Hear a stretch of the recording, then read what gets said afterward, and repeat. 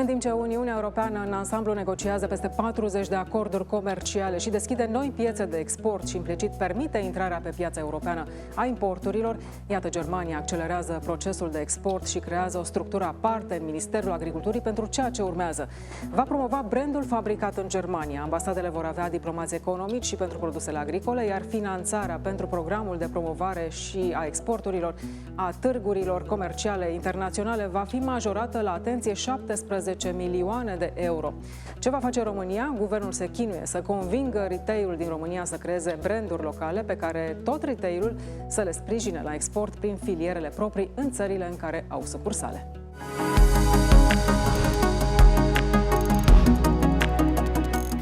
Why these free trade agreements are important for our agriculture community? Because just to give you a few numbers from Mercosur, if you are looking at the tariffs which are currently in place, wine 27%, sparkling wine 35%, chocolate 20%, canned peaches 55%, and I can go on and on and on, but what is important for you to know is that we agree that gradually all these would go to zero. So we believe that combination of zero tariff plus protection of the GIs, which means that these products could be sold at a higher price, is something what I believe will bring additional advantages once this agreement is approved. If you would like to have more details on all the recent steps we have taken if it comes to the Mercosur agreement, concerning the safeguards, concerning the simplification in agri-food sector, concerning this European Union safety net for the farmers, which I was explaining. My recent trip was in Italy. Yesterday we had the representatives of Italian Farmers Association. I'm very happy to go into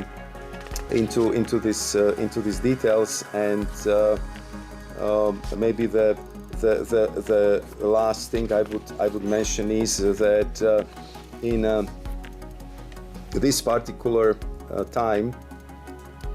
when we see how a lot of products or sensitive technologies could be weaponized. We've been dealing the last week. This is probably not the area you are covering in your reporting, but it's quite important for the EU. I'm talking about so-called legacy chips, which are needed for every single agricultural machine, tractor of the car. In one car you have 1,000 of these chips, and nobody expecting that this could be some kind of the issue if it comes to the export controls, but suddenly it was. And therefore, I think what we need to do is to make sure that for our industry, for our farmers, for our agri-food sector, we have to diversify as much as possible our trading relationship to open new market access, new market for us. And at the same time, I can also assure you, for sure you will have a question on that, that if it comes to the imports into the EU, we are extremely careful with the level of the quotas, with the full respect of the European rules like sanitary and phytosanitary products and everything else from that domain.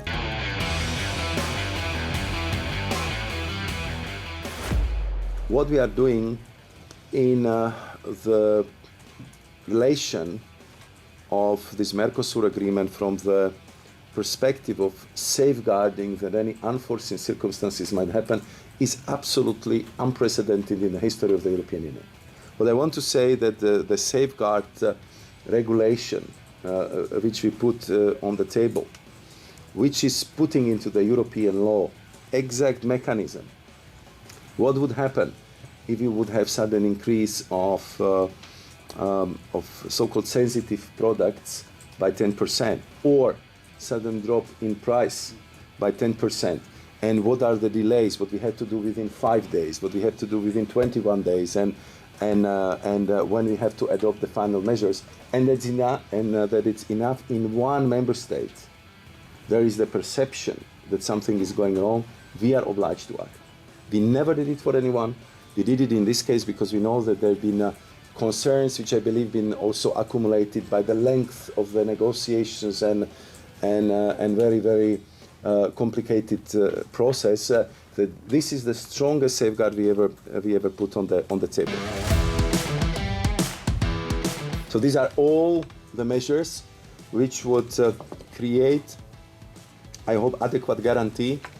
for our farmers that they would not have to worry that the farming products coming in this particular case from Mercosur would benefit from lower standards, not so demanding conditions as they have in the European Union, and that they have to compete fairly and they have to compete on the equal terms. On top of it, we promised that we are going to fundamentally increase the checks on the spot. So these audits and the controls, which means that these would be European veterinarians who would go to Brazil, Argentina, Paraguay, Uruguay, and they will inspect themselves if the conditions are fully respected, and then of course these products are checked again when they come to the European Union, just simply to make sure that first and foremost we would prevent some kind of unfair competition, but even more importantly that we would guarantee the European